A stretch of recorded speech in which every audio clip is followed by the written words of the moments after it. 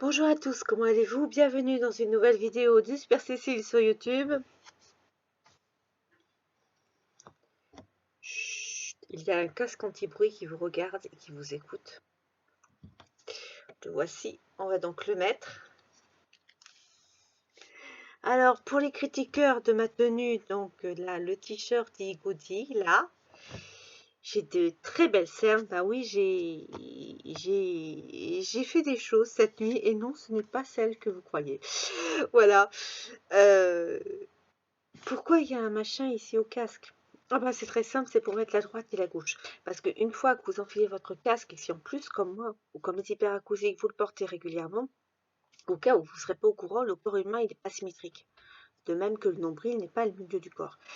Donc une fois que vous l'avez porté régulièrement, eh ben, il y a un sens, en fait, la droite et la gauche. Ça prend la forme.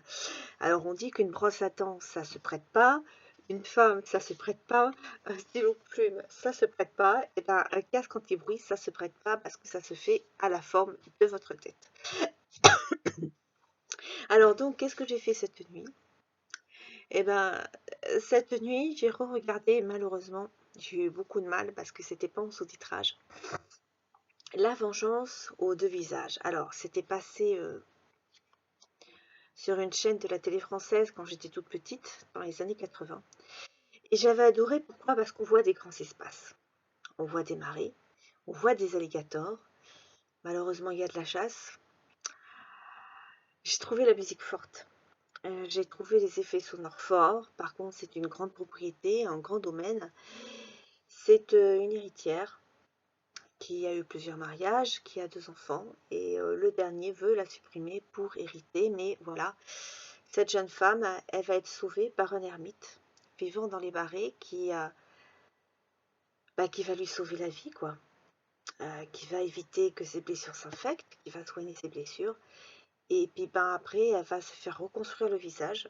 Elle va apprendre à parler différemment. Donc elle va se faire un autre visage, elle va changer de coiffure. Et elle va devenir une autre femme. Et ça va être en fait pour se venger de son mari qui a voulu la tuer avec la complicité en fait de sa meilleure amie. Et voilà pourquoi la vengeance aux deux visages. Bon, alors c'est pas très drôle comme histoire. Il y a de la bagarre, il y a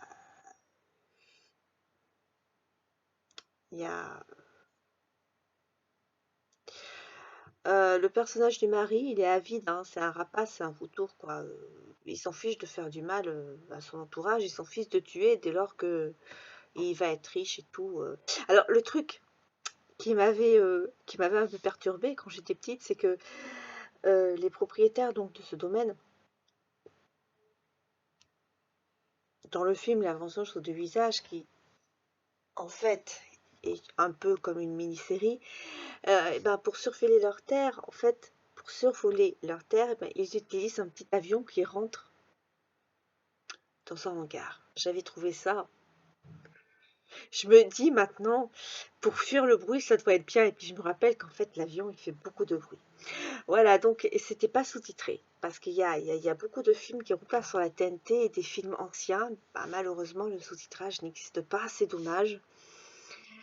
On apprend un petit peu le monde de la mode aussi. Euh,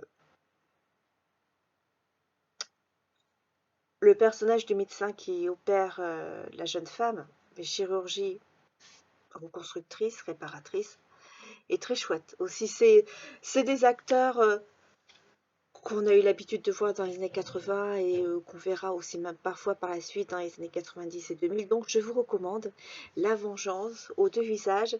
Ça existe en livre, mais je ne saurais vous dire si c'est la novélisation de la série qui était passée dans les années 80 ou si la série des années 80 est tirée donc d'un roman. Voilà, donc La Vengeance aux deux visages, attention plutôt pour un adolescent, pour un jeune adulte et puis pour un adulte bien sûr, mais c'est quand même une histoire d'adulte, il y a une histoire d'amour, il y a l'infidélité, il y a le fusil, il y a la souffrance. Voilà. Donc, je vous embrasse tous très fort. Préservez vos oreilles, parce qu'on n'en a qu'une paire. Oreilles protégées égale audition préservée. Est-ce qu'il y a du bruit dans les marées? Dans les marais que je connais, moi en tout cas, oui. Alors bien sûr, il y a le bruit humain au loin, les avions dans le ciel, pardon, la voiture qui va passer au loin, la musique qu'on va entendre, une maison qui va passer la tondeuse, un enfant qui crie pas loin. Mais il y a aussi le bruit propre aux marées. Il va y avoir les grenouilles, il va y avoir le vent qui joue sur les herbes, le clapotis de l'eau. Donc voilà, même lorsque je vais dans un marais où en théorie il n'y a personne, je dois garder mes protections auditives. Et bien sûr, comme c'est humide, hein, forcément un marais, il y a de l'eau partout, et ben donc je suis toujours couverte comme un oignon à cause de mes névragie faciale. Voilà, je vous fais tous de gros bisous et je vous dis à bientôt et continuez à appliquer les gestes barrières à cause du méchant virus. Bisous à tous.